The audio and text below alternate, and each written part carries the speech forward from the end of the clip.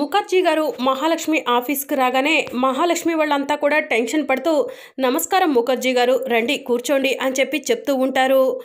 ముఖర్జీ గారు వచ్చి కూర్చొని సారీ జనార్దన్ గారు, సుమతి గారు చనిపోయారని తెలిసింది. అప్పుడు వచ్చి మిమ్మల్ని కలుద్దాం అనుకున్నాము. అదే టైంలో మా కూతురు యూఎస్ నుంచి వచ్చింది, కొంచెం బిజీగా ఉండి రావటం కుదరలేదు అని ముఖర్జీ గారు చెప్తూ ఉంటారు. ఇట్స్ ఓకే సార్ అని చెప్పి జనార్దన్ చెప్తూ ఉంటాడు. సడన్గా మీటింగ్ ఏర్పాటు చేశారు, ఏంటి విషయం సార్ అని చెప్పి మహాలక్ష్మి టెన్షన్ పడుతూ ముఖర్జీ గారిని అడుగుతూ ఉంటుంది.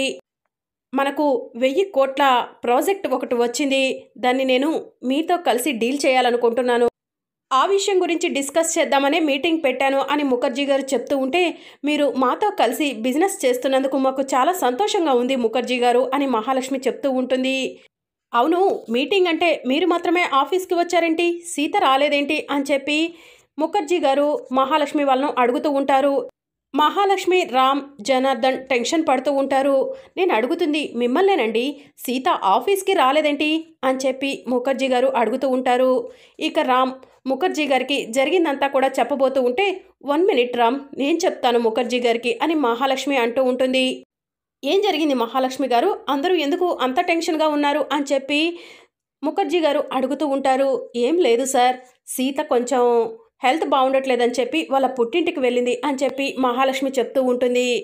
ఓ అవునా, బట్ రేపు ఈ బిజినెస్ డీల్లో సీత తప్పకుండా ఉండాలి, ప్రాజెక్టుపై సీత సంతకం పెట్టాలి. సుమతి గారు ఎలాగో చనిపోయారు, సుమతి గారి ప్లేస్లో సీతను ఆఫీస్కి తీసుకురండి, సీతతో ప్రాజెక్ట్ అగ్రిమెంట్ మీద సంతకం పెట్టించాలి అని ముఖర్జీ గారు మహాలక్ష్మి వాళ్ళకు చెప్తూ ఉంటే, ఇట్స్ ఓకే ముఖర్జీ గారు అని చెప్పి మహాలక్ష్మి చెప్తూ ఉంటుంది. ఇక రామ్, జనార్దన్ మహాలక్ష్మి వైపు షాకింగ్గా చూస్తూ ఉంటారు. మిస్టర్ రామ్, మీ అమ్మ సుమతి గారు చనిపోయినందుకు నాకు చాలా బాధగా ఉంది, మీ వైఫ్ సీతకు సుమతి గారంటే చాలా ఇష్టం అని చెప్పి ముఖర్జీ గారు రామ్కి చెప్తూ ఉంటారు. అవును ముఖర్జీ గారు, మా సుమతి అంటే మా కుటుంబంలో అందరికీ కూడా చాలా ఇష్టం అని మహాలక్ష్మి చెప్తూ ఉంటుంది. తను అలా అర్ధాంతరంగా చనిపోతుందని అనుకోలేదు ముఖర్జీ గారు అని చెప్పి జనార్దన్ చెప్తూ ఉంటాడు. వన్స్ అగైన్ సారీ సార్ అని చెప్పి ముఖర్జీ గారు చెప్తూ ఉంటారు. ఓకే సార్ అని జనార్దన్ అంటూ ఉంటే, ఓకే రేపు న్యూ ప్రాజెక్ట్కి సంబంధించిన అగ్రిమెంట్స్ అన్నీ కూడా రెడీ చేసుకోండి అని చెప్పి ముఖర్జీ గారు మహాలక్ష్మి వాళ్ళకు చెప్పి అక్కడి నుంచి వెళ్ళిపోతారు. ఇక ముఖర్జీ గారు అక్కడి నుంచి వెళ్ళిపోగానే, రేపు ప్రాజెక్ట్కి సంతకం పెట్టడం కోసం సీతను తీసుకొస్తానని ముఖర్జీ గారికి చెప్పావు, సీతను ఎలా తీసుకొస్తావు మహా అని చెప్పి జనార్దన్ అడుగుతూ ఉంటాడు. సీత ఏమీ వాళ్ళ పుట్టింట్లో లేదు కదా జన, రేవతి కిరణ్ల ఇంట్లోనే ఉంది కదా, రామ్ వెళ్ళి తీసుకొస్తాళ్లే అని చెప్పి మహాలక్ష్మి చెప్తూ ఉంటుంది. నేను వెళ్ళి తీసుకురావును పిన్ని, ఎందుకంటే సీత మిమ్మల్ని చంపాలని చూసింది, మీ ప్రాణాలు తీయాలని చూసిన సీతను మళ్ళీ మనం ఎలా తీసుకొస్తాం పిన్ని అని రామ్ అంటూ ఉంటే, అవన్నీ మర్చిపో రామ్, ఒక్కొక్కసారి అలానే జరుగుతూ ఉంటాయి, కానీ ఇప్పుడు సీత మన ఆఫీసులో లేకపోతే 1000 కోట్ల టర్నోవర్ వచ్చే ప్రాజెక్ట్ మన చేతిలో నుంచి జారిపోతుంది కదా, ముఖర్జీ గారు ఎట్టి పరిస్థితిలో సీత లేకుండా ఈ ప్రాజెక్టు మనకివ్వరు అని మహాలక్ష్మి చెప్తూ ఉంటుంది. అది కూడా నిజమే పిన్ని అని రామ్ చెప్తూ ఉంటే, అందుకే సీతను రేపు నువ్వు వెళ్ళి తీసుకురా అని మహాలక్ష్మి చెప్తూ ఉంటే, సరే పిన్ని నువ్వు చెప్పావు కాబట్టి వెళ్తున్నాను అని చెప్పి రామ్ అంటూ ఉంటాడు. ఇక రామ్ అక్కడి నుంచి వెళ్ళిపోగానే, మహా నువ్వు చేసింది కరెక్టే అంటావా, సీతను మళ్ళీ మన ఇంటికి తీసుకురావటం అంత అవసరం అంటావా, ఏదైనా ప్రమాదాన్ని కొని తెచ్చుకుంటున్నామేమో అనిపిస్తుంది అని చెప్పి జనార్దన్ అంటూ ఉంటాడు.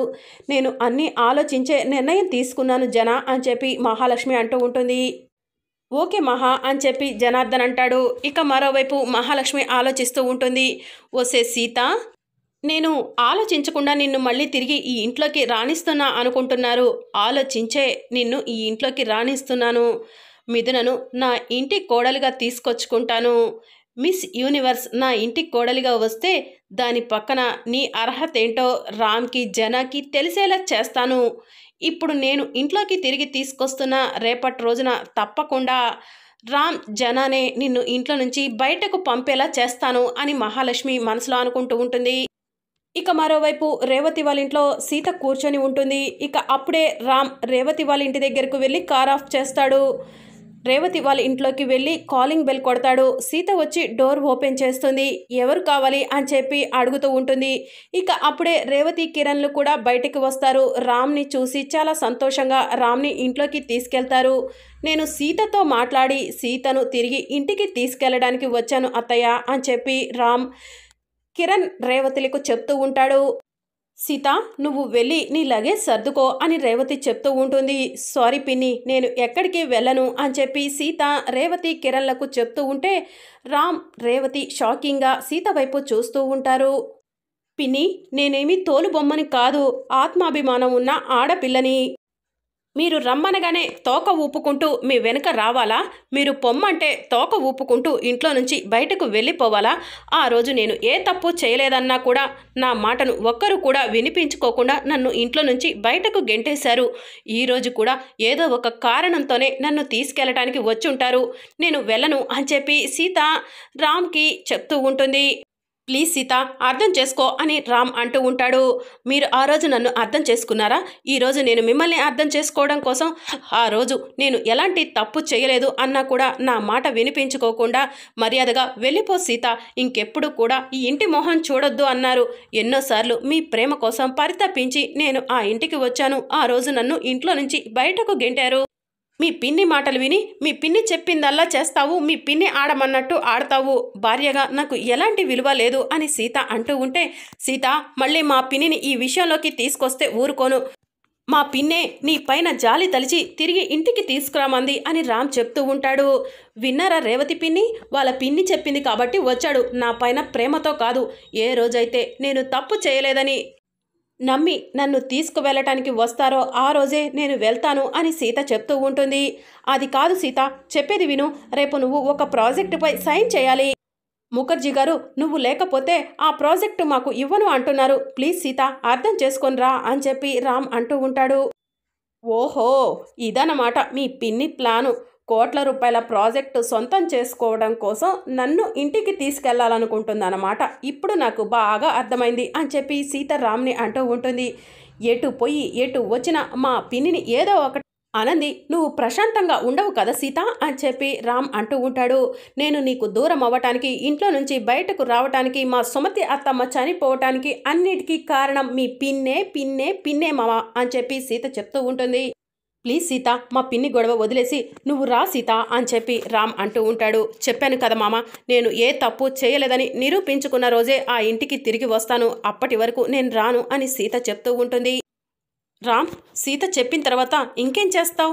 ఇక వెళ్ళిపోవడమే బెటర్ ఏమో అని చెప్పి రేవతి కిరణ్ అంటూ ఉంటే, సరే అత్తయ్య, వెళ్ళొస్తాను. తన అంత ఖచ్చితంగా ఉంటే ఇక నేను మాత్రం ఏం చేస్తాను అని చెప్పి రామ్ అంటూ ఉంటాడు. నేను అనుకున్నది కరెక్ట్ అయితే కనుక రేపు తప్పకుండా ముఖర్జీ గారితో కలిసి సీత మిథున రూపంలో ఆఫీస్లో ఎంట్రీ ఇవ్వబోతుంది. అందుకే రామ్తో రానని కళాఖండిగా చెప్పేసి ఉంటుంది. ఇది కరెక్ట్ అవుతుందో రాంగ్ అవుతుందో రేపటి అప్కమింగ్ ఎపిసోడ్లో చూద్దాం. ఈ వీడియో మీకు నచ్చినట్లయితే వీడియోని లైక్ చేసి షేర్ చేసి సబ్స్క్రైబ్ చేసుకోవడం మర్చిపోకండి. Thank you for watching.